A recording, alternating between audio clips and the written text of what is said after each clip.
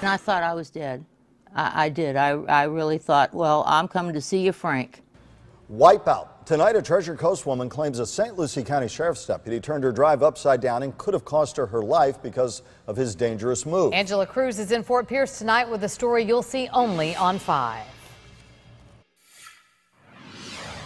Sandra Silasavage has been living with scoliosis for years. It's painful, but you know, you try to get along with it. She says she tries to live as normal a life as possible, and she is legal to drive, even having her license renewed this July. So she says when she saw a St. Lucie County deputy following behind her on her way home Sunday night, she tried to drive as straight as possible.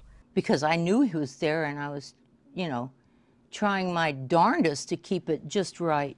According to the incident report, the St. Lucie County deputy saw Silasavage driving, quote, slightly slumped with her head tilted. The deputy wrote in the report that he began following her and observed her swerve several times, so he activated his siren and lights, but he says she did not stop. He did not give me a chance to stop. He didn't give me the opportunity.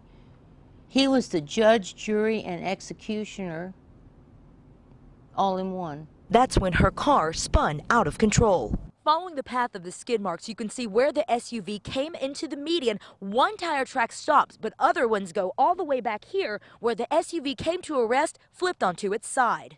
Then I'm hanging up kind of upside down because it landed on the driver's side door, and I'm hung up in the seat belt.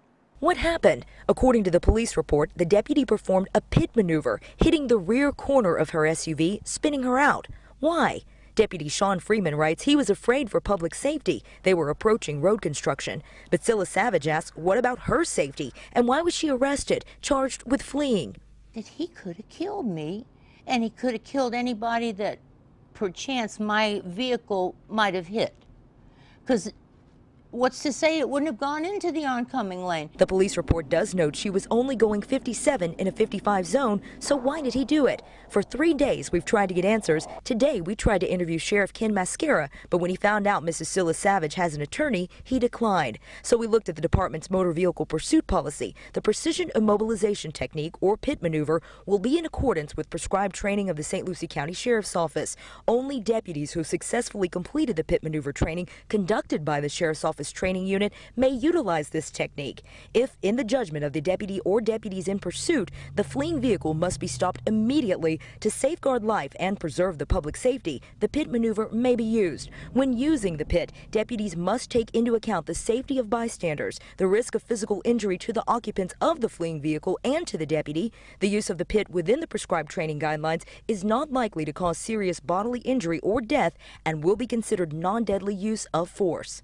The deputy who performed the pit maneuver is a 10-year veteran of the force whose personnel file says he's collected numerous safe driving awards. This arrest report says Silasavage is charged with possession of controlled substance without a prescription for having 4 oxycodone pills within her purse. She claims she was not driving under the influence and will hopefully have that toxicology report next week. We've also repeatedly asked for the dispatch and 911 recordings. We hope to have those for you as well. Once we get them, we will play them for you. And as for the construction in the road that the deputy was concerned about, it's 4 miles down that road. Reporting from Okeechobee Road in Fort Pierce, Angela Cruz, WPTV News Channel 5.